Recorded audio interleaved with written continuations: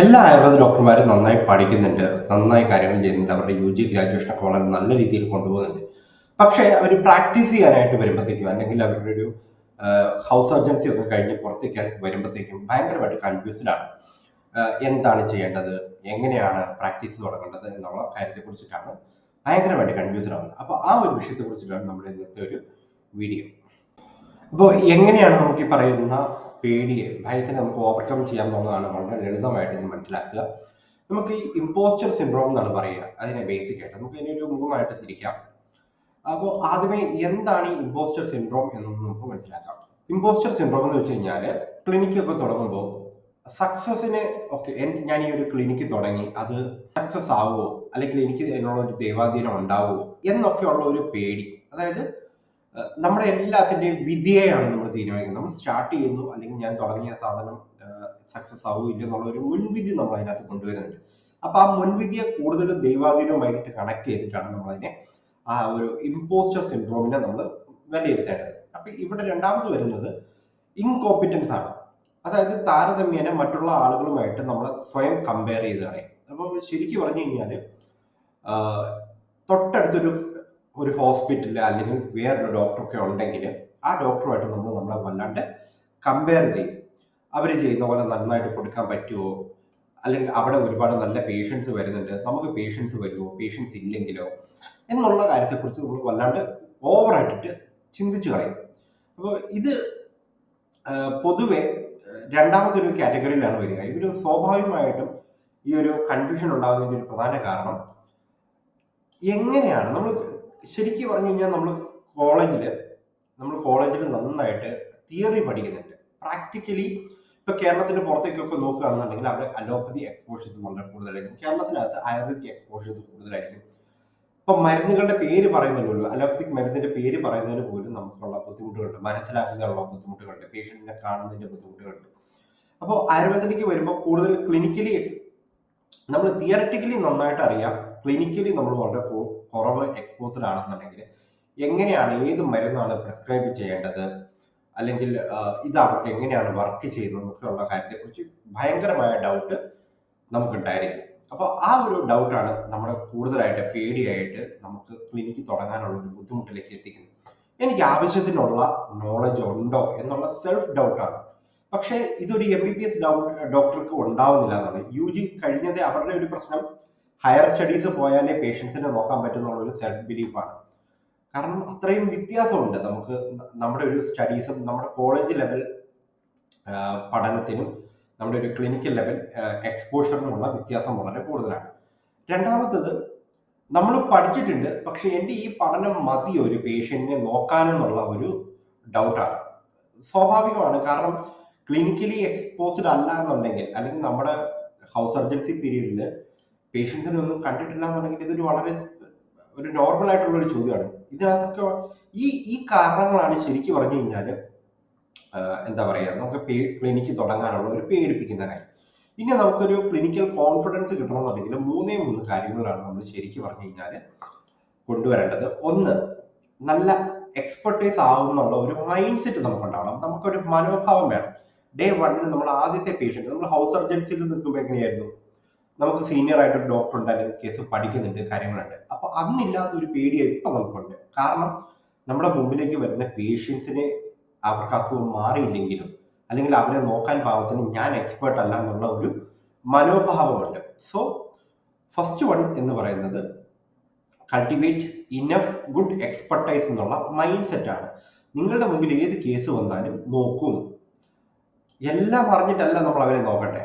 Okay, എല്ലാ കാര്യങ്ങളും അറിയണ്ട, ആ പേഷ്യന്റിനെ അറിയണം, ആ കേസിനെ ഒന്ന് മനസ്സിലാക്കണം, ആ ദൂഷ്യം എന്താണെന്ന് മനസ്സിലാക്കണം, അതിന്റെ ഒരു എന്തൊക്കെയാണ് അതിന്റെ സിംറ്റംസ് വരുന്നത് എന്നുള്ള കാര്യങ്ങൾ മനസ്സിലാക്കണം. അവർക്ക് ഒരു ബേസിക് ആയിട്ടുള്ള പേഷ്യന്റിന്റെ കേസിനെ കുറിച്ചുള്ള ഒരു ധാരണ നമുക്ക് ഉണ്ടാവണം.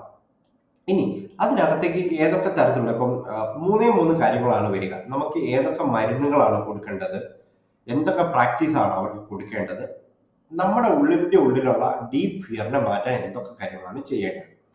ഈ മൂന്ന് കാര്യങ്ങൾ പ്രാക്ടീസ് ചെയ്യുകയാണെങ്കിൽ നമ്മുടെ ഒരു ഇന്നർ കോൺഫിഡൻസ് ഉണ്ടാവും എന്നുള്ളതാണ്. അത് നമുക്ക് വർദ്ധിപ്പിക്കാൻ പറ്റും. ഒന്ന് അവർക്ക് കൊടുക്കേണ്ട മരുന്ന്, അത് നമ്മളൊന്ന് ചിന്തിക്കണം. അത് പേപ്പറിൽ എഴുതി വെക്കുക. അതിപ്പോൾ കൊടുക്കുന്ന പ്രിസ്ക്രിപ്ഷനെ തന്നെ ജസ്റ്റ് നോട്ട് ചെയ്യുക. എന്തൊക്കെ മരുന്നാണ് കൊടുക്കുന്നത്, എന്തൊക്കെ പ്രാക്ടീസ് ആണ്, എന്തൊക്കെ മോഡിഫിക്കേഷൻസ് ആണ് നിങ്ങളവിടെ കൊണ്ടുവരാൻ പോകുന്നത്, നിങ്ങളുടെ ഒരു ഇന്നർ, അതിനുവേണ്ടി അവർക്ക് കൊടുക്കാനുള്ള നിങ്ങളുടെ കോൺഫിഡൻസ് എന്താണ്. ഓക്കെ, അപ്പൊ ഈ 3 കാര്യങ്ങൾ നമ്മൾ വർക്കൗട്ട് ചെയ്യുകയാണെങ്കിൽ നമുക്ക് നല്ല കോൺഫിഡൻസ് ക്രിയേറ്റ് ചെയ്യാൻ സാധിക്കും എന്നുള്ളതാണ്. രണ്ടാമതായിട്ട് കമ്മ്യൂണിക്കേഷൻ പവറാണ്. കൃത്യമായിട്ടും അവരെ കേൾക്കാനും അവരോട് പറയാനുമുള്ള സമയം കൊടുക്കുക. വരുന്ന പേഷ്യൻസിന് നിങ്ങളോട് പറയാൻ ഒരുപാട് കാര്യങ്ങളുണ്ടാവും, അത് കേൾക്കുക. എന്നിട്ട് ആ കേട്ട് അവർക്ക് പറ്റുന്ന തരത്തിലുള്ള ലൈഫ് സ്റ്റൈൽ മോഡിഫിക്കേഷൻസും ഡയറ്റ് പ്ലാനും എഴുതി കൊടുക്കുക. മരുന്ന് മാത്രമല്ല, നമുക്ക് ഔഷധങ്ങളുണ്ട്, നമുക്ക് അതിന് ആഹാരത്തിന് തന്നെ മരുന്നായിട്ട് കൊടുക്കുന്ന ഒരു രീതിയുണ്ട്. സോ ഓരോരുത്തർക്കും ഓരോ രീതിയിൽ ഇത് വർക്ക് ചെയ്യും. ഓരോരുത്തർക്കും അവരുടേതായ യുണീക്നെസ് അതിനകത്ത് കൊണ്ടുവരാൻ സാധിക്കും. വരുന്നത് ഒരാളായിക്കോട്ടെ, അവരെ കേൾക്കുക, അവർക്കനുസരിച്ചിട്ടുള്ള പ്ലാനുകൾ എഴുതി കൊടുക്കുക. ഇനി മൂന്നാമത്തെ ഒരു കാര്യം, നമ്മുടെ മനോഭാവം, മൈൻഡ് സെറ്റിൽ തന്നെ കുറച്ച് ഒന്ന് മാറ്റി കൊടുക്കുക. അവർ ചോദിക്കുന്ന കാര്യങ്ങൾക്ക് ഒരു ഉത്തരവല്ല, അവർക്ക് ഗൈഡൻസ് കൊടുക്കുക. ഇന്ന കാര്യങ്ങളാണ് ചെയ്യേണ്ടുന്ന തരത്തിലുള്ള ഗൈഡൻസ് കൊടുക്കുക. തെറ്റാണോ ശരിയാണോ, ശരി തെറ്റെന്നുള്ള ഒരു ഉത്തരവല്ല, ഇന്ന കാര്യങ്ങൾ ചെയ്യുമ്പോഴാണ് ഇത് ശരിയായി മാറുക എന്നുള്ള അവർക്ക് പ്രോപ്പറായിട്ട് വഴി കാണിച്ചു കൊടുക്കുക. ഇവിടെ ശരിക്കും കമ്മ്യൂണിക്കേഷൻസ് ആണ് എപ്പോഴും ഉണ്ടാവേണ്ട സ്കില്ല്. ഈ ഒരു രണ്ടാമത്തെ കാര്യം നമ്മൾ എപ്പോഴും നമ്മുടെ മനസ്സിൽ കൃത്യമായിട്ട് വെക്കുക. ഇനി മൂന്നാമത്തെ ഒരു കാര്യം എന്ന് പറയുന്നത് കോൺഫിഡൻസും അതുപോലെ തന്നെ നമുക്ക് റിസൾട്ടും കിട്ടുന്നത്. ഒന്നാമത്തത്, നമുക്ക് ഇതൊന്നും ഫോളോ ചെയ്യുകയാണെങ്കിൽ നമുക്ക് എക്സ്പേർട്ട് പോലും ആകാൻ സാധിക്കും എന്നുള്ളതാണ്. ഒന്നാമത്തെ കാര്യം, കൃത്യമായിട്ടും ഇന്ററാക്ട് ചെയ്യുക. അവരോട് കമ്മ്യൂണിക്കേറ്റ് ചെയ്യുന്ന സമയത്ത് എന്തൊക്കെ കാര്യങ്ങൾ, അവരുടെ ഹിസ്റ്ററി, അവരുടെ മെഡിക്കേഷൻ ഹിസ്റ്ററി, അവരുടെ ഫാമിലി ഹിസ്റ്ററി എല്ലാം എടുക്കുമ്പോൾ അത് ഒരു പഠനമായിട്ട് തന്നെ എടുക്കുക. നിങ്ങളുടെ മുമ്പിൽ വരുന്ന പേഷ്യൻസുമായിട്ട് നടത്തുന്ന ഓരോ ഇന്ററാക്ഷൻസും നിങ്ങളുടെ ഒരു സ്റ്റഡി ഗൈഡായിട്ട് അതിനെ മനസ്സിലാക്കാൻ ശ്രമിക്കുക. പെർസ്പെക്റ്റീവിൽ അങ്ങനെ ആക്കുക. അപ്പൊ എന്താ സംഭവിക്കുന്നതെന്ന് വെച്ചാൽ, നിങ്ങൾക്ക് അവർ പറയുന്ന ഓരോ കാര്യങ്ങളും അവരെ കുറിച്ച് മനസ്സിലാക്കാനും പഠിക്കാനും ഉള്ള ഒരു സാഹചര്യം അവിടെ വരുന്നു. രണ്ടാമത്തെ കാര്യം, എപ്പോഴും ആയുർവേദത്തിൽ നമ്മൾ മനസ്സിലാക്കേണ്ടത് ഒരു ഇൻസ്റ്റന്റ് ക്യൂർ അല്ല അവിടെ നടക്കുക. അവർക്കൊരു ഗോൾ എന്ന് പറയുന്നത് അതിന്റെ റൂട്ട് മാറ്റുക. അവർക്ക് എന്താ പറയുക, അവരുടെ അസുഖത്തിന്റെ വേര് അവിടെ നമ്മൾ എപ്പോഴും പഠനമായിട്ടുള്ള എപ്പോഴും ഒരു സ്റ്റുഡന്റിന്റെ ലൈഫ് ലോങ് ലേണിംഗിന്റെ ഒരു പഠന ഭാഗമായി അവർക്ക് ക്യൂറബിലിറ്റി കിട്ടുന്നതും അവർക്ക് ആ ഒരു കണ്ടീഷൻ മാറുന്നത് നമ്മൾ എപ്പോഴും ആ പ്രോസസ്സിനെ മൊത്തം നമ്മൾ പഠിക്കുന്ന ഒരു മൈൻഡ് സെറ്റ് വേണം കാണാൻ. ഇന്ന മരുന്ന് കൊടുത്തപ്പോൾ ഇത് മാറി, ഇന്ന മരുന്ന് കൊടുത്തപ്പോൾ കുറഞ്ഞിട്ടുണ്ട്, അവരുടെ പ്രകൃതി ഇതായിരുന്നു, ഇന്ന സമയമാണ്, സ്ഥലകാലങ്ങൾ ഇങ്ങനെയാണ്, ദോഷദൂഷ്യങ്ങൾ ഇതാണ് എന്നുള്ള ഒരു മൈൻഡ് സെറ്റ് നമുക്ക് എപ്പോഴും പഠനത്തിന്റെ ഭാഗമായിട്ട് നമ്മൾ ശ്രദ്ധിക്കണമെന്നുള്ള ഒരു കാര്യം. മൂന്നാമത്, നിങ്ങൾ മരുന്ന് കൊടുത്തു പറഞ്ഞു വിട്ടു എന്നുള്ളതല്ല അവിടെ വേണ്ടത്. എപ്പോഴും അവർക്ക് ഗൈഡൻസ് കൊടുക്കുക, മെന്റർഷിപ്പ് കൊടുക്കുക എന്നുള്ളതാണ് അതിന് പറയുന്നത്. ആ പേഷ്യന്റിന് നിങ്ങൾ ഇപ്പൊ അവർ കഴിക്കുന്ന കാര്യങ്ങളിൽ ഡൗട്ട് ഉണ്ടാവാം, അവര് പറഞ്ഞു തരും, അവർ ഇങ്ങോട്ട് പറയുന്ന കാര്യങ്ങളെല്ലാം അവരുടെ ഡൗട്ടും കാര്യങ്ങളും ഉണ്ടാവും. അവർക്ക് എപ്പോഴും നിങ്ങൾ ആക്സസിബിൾ ആവുന്ന രീതിയിൽ ഉണ്ടാവുക. ദാറ്റ് അവരെ ഒരുപാട് ട്രസ്റ്റ് കൂട്ടുകയും അവരുടെ അസുഖം മാറാൻ നിങ്ങൾ ഒരു വലിയൊരു കാരണമാവുകയും ചെയ്യുന്ന ഒരു കാര്യമുണ്ട്.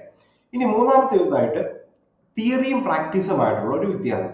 എപ്പോഴും നമ്മൾ തിയററ്റിക്കൽ നോളജ് ഉണ്ടാവണമെന്ന്, എല്ലാ ദിവസവും ഒരു സാധനം പോലെ തന്നെ നിങ്ങളുടെ ഇഷ്ടപ്പെടുന്ന ചരക സംഹിത ആവാം, അല്ലെങ്കിൽ അഷ്ടാംഗ ആവാം, അല്ലെങ്കിൽ സഹസ്രമാവാം, ഏതെങ്കിലും ഒരു പുസ്തകത്തിലെ ഡിപ്പെൻഡ് ചെയ്ത് നന്നായിട്ട് പഠിച്ചുകൊണ്ടിരിക്കുക. നിങ്ങൾ പഠിക്കുന്ന സബ്ജക്റ്റിനെ കൂടുതൽ ഡെപ്തിൽ പഠിക്കുക. അതോടൊപ്പം തന്നെ അതിനെ പ്രാക്ടിക്കലി അപ്ലൈ ചെയ്യാനും പഠിക്കുക. നിങ്ങൾ എന്താണോ നിങ്ങൾ മനസ്സിലാക്കിയിരിക്കുന്നത് അതിനെ അപ്ലിക്കേഷൻ ചെയ്യുക. വളരെ സിംപ്ലിഫൈഡ് ആയിട്ട് അതിനെ അപ്ലൈ ചെയ്യാനും പഠിക്കുക എന്നുള്ളതാണ് മൂന്നാമത്തെ ഒരു കാര്യം.